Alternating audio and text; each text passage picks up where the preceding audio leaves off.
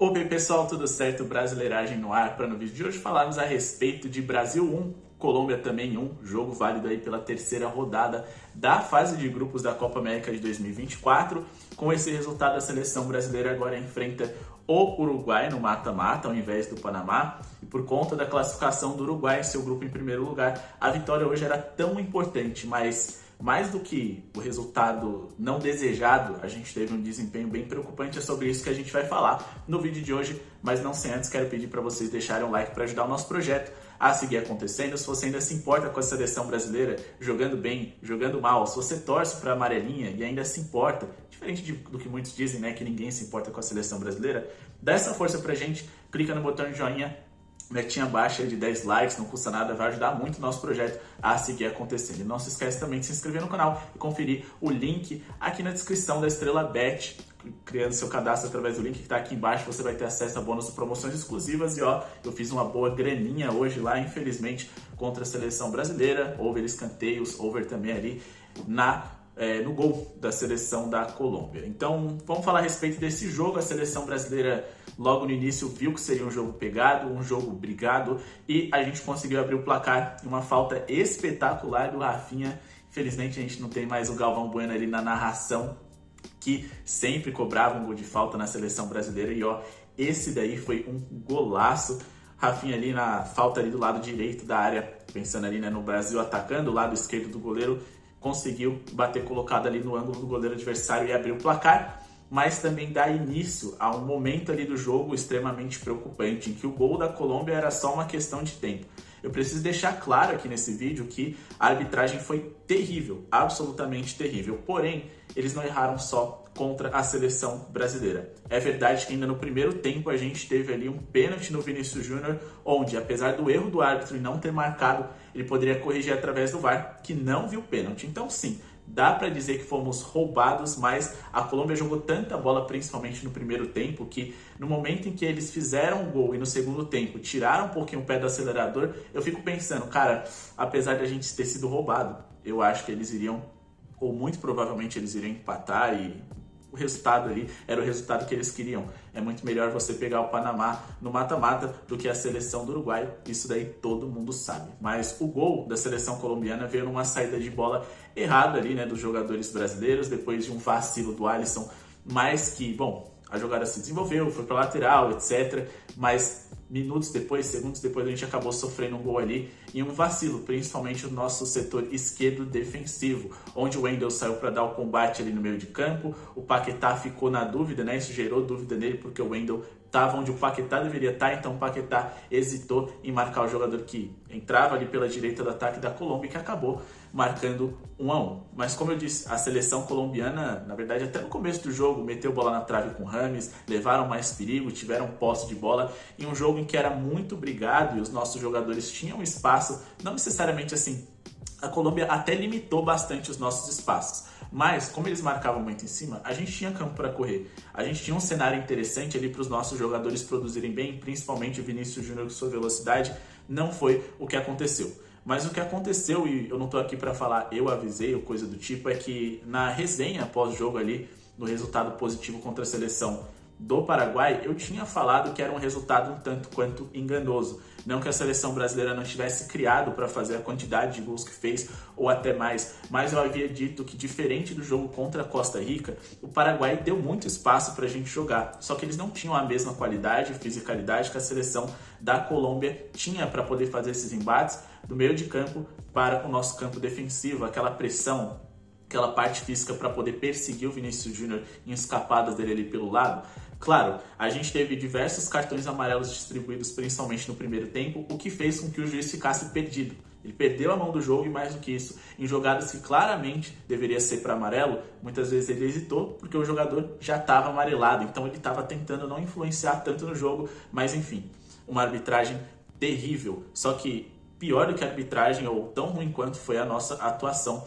A seleção brasileira voltou para o segundo tempo ali, minutos depois com umas mudanças mínimas, mas assim, nada que tenha alterado ali o nosso baixo desempenho, né? O Andreas Pereira entrou no lugar do Paquetá no começo do segundo tempo, Paquetá, como eu disse, errou no gol que a gente sofreu, mas não foi só por isso que ele saiu. De fato, a gente precisava de algo diferente, criatividade, quem sabe ganhar o meio de campo com a posse de bola. Perdemos em fiscalidade, porque o Paquetá é mais combativo do que o Andreas, mas não surgiu tanto efeito assim. Inclusive, o Andreas teve umas sequências ali terríveis de passes errados que foi muito preocupante pro que vem pela frente. Mas uma coisa que a gente precisa destacar e que aconteceu ainda no primeiro tempo, mais especificamente com 5 minutos de jogo, foi o cartão amarelo recebido pelo Vinícius Júnior. Muitas pessoas diziam que esse amarelo era um grande ponto dessa partida, porque se ele o recebesse, ele estaria de fora do mata-mata. Foi o que aconteceu com 5 minutos de jogo, ele levantou o braço ali, não sei se foi para amarelo, mas ainda assim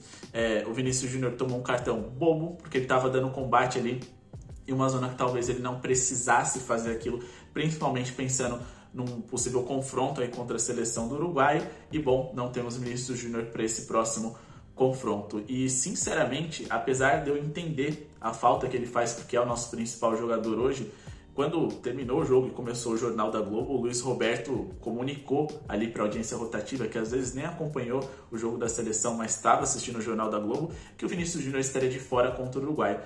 E por mais que eu entenda a gravidade disso, ele anunciou como se tivesse sido uma tragédia, um enterro. E pelo futebol que ele joga com a camisa da seleção brasileira, não é tanto assim. O grande problema é quem vai entrar no lugar.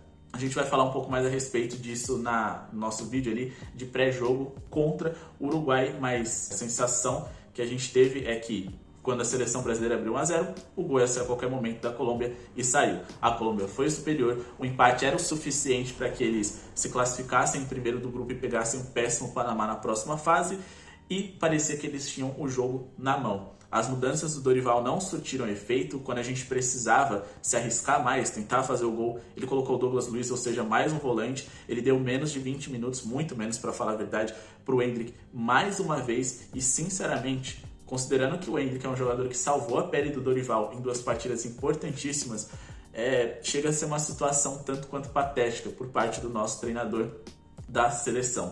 Eu nunca pensei que o Dorival fosse fazer a seleção jogar um futebol bonito, mas a gente não está conseguindo nem os resultados e nem ser competitiva contra seleções interessantes. O jogo contra o Paraguai, eu disse, foi uma mentira. O Paraguai estava precisando do resultado, se lançou desde cedo na partida com a marcação bem alta, dando espaço nas costas para o Vinícius Júnior deitar e rolar, acelerar, e era o cenário perfeito para que o nosso camisa 7 brilhasse. Desses jogos um pouco mais combativos, com seleções de mais qualidade ou que se defendem muito bem, ele não consegue render, e isso me preocupa muito para a próxima partida, porque eu diria que o Uruguai é a pior seleção que tem para a gente pegar nesse sentido. Eles são tão duros quanto ou mais a seleção da Colômbia e tão técnicas quanto a seleção da Argentina. Não é como se eu achasse o Uruguai a melhor seleção dessa Copa América, mas eu diria que tão cedo pegar eles é a seleção que eu menos queria enfrentar, porque eu acho que eles têm velocidade para poder machucar a gente lá atrás em contra-ataques, mas também para fazer pressão nesse nosso time que mal consegue sair com a bola.